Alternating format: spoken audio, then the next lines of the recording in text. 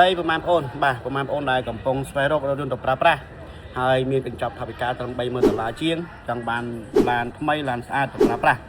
នេះខ្ញុំមាន3គ្រឿងប្រមាណអូនចង់ណែនាំប្រមាណអូនជាពិសេសតែម្ដងប្រភេទឡានថ្មីបាទកាត់មកថ្មីឡានថ្មីខ្លាំងតែម្ដងមានប្រភេទ pick up 1គ្រឿង SUV 2គ្រឿងបាទហើយដំបូងបាទគឺចង់ណែនាំប្រមាណអូនប្រភេទ pick up Valtrac ជាប្រភេទឡានដែលកំពុងពេញនិយមខ្លាំងបាទឆ្នាំទៀតតែអេមបាទម៉ាស៊ីន 3.2 បាទឡានថ្មីទឹកថ្នាំជំនុំជុំតម្លៃ$30,000ជាងពុកម៉ែបងប្អូនដែលមានតម្រូវការប្រភេទ pick up ឡានថ្មីឡានស្អាតបាទតម្លៃសមរម្យបាទអាចមកមើលបាន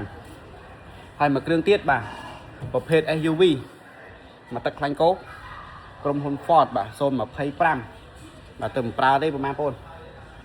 តរិ025បាទទៅកាត់បានមកថ្មីទឹកថ្នាំជំនុំជុំតែម្ដងតម្លៃ$30,000ជាងដូចគ្នាពុកម៉ែបងប្អូនមានតម្រូវការប្រភេទ SUV បាទមកទឹកខ្លាញ់គោតម្លៃសមរម្យមានការធានាត្រឹមត្រូវបាទអាចមកមើលបានបាទរៀបចំរួចរាល់ហើយ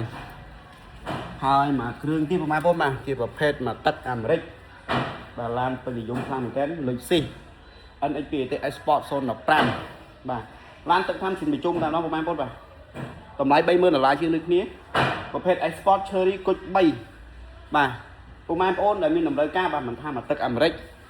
មកទឹកខ្លាញ់គោស្រុកខ្មែរបាទអាចមកមើលបានតម្លៃធានាជូនពិសេសបាទហើយមានការធានាត្រឹមត្រូវជូនពុកម៉ែបងប្អូនទៀតបាទអរគុណបងប្អូនសម្រាប់ការទស្សនាវីដេអូបាទ